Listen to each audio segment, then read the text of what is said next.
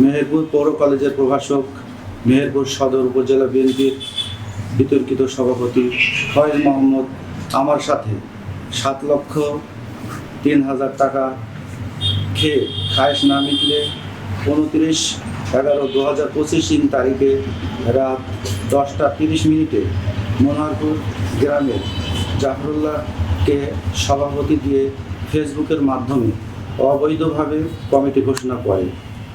কুতুবপুর ইউনিয়নের 9টি ওয়ার্ডের সভাপতি, সাধারণ সম্পাদক অথবা সুপারভাইজার কাউকে না ডেকে বিএনপির বিতর্কিত কমিটি ঘোষণা করে।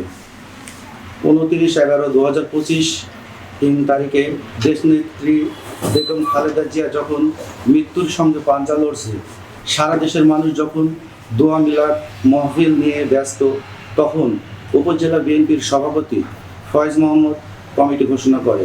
এটা আমাদের বিএনপির জন্য লজ্জাজনক। আর কত টাকা বেশি পেয়েছিলেন তা সংবাদ সম্মেলনের মাধ্যমে জানতে চাই।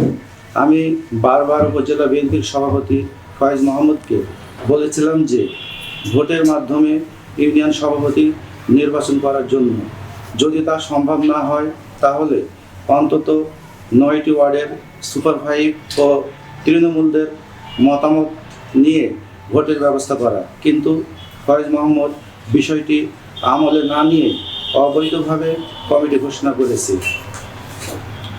টাকার বিনিময়ে দেওয়া এই অযোগ্য কমিটি বাতিল করা সহ এই বিতর্কিত সভাপতি ফয়েজ মোহাম্মদকে অব্যাহতি বা বহিষ্কার করে সদর উপজেলা বিএনপির কমিটিকে বাঁচানোর জন্য জেলা কমিটির সভাপতি ও সাধারণ সম্পাদকের কাছে জোর দাবি জানাচ্ছি।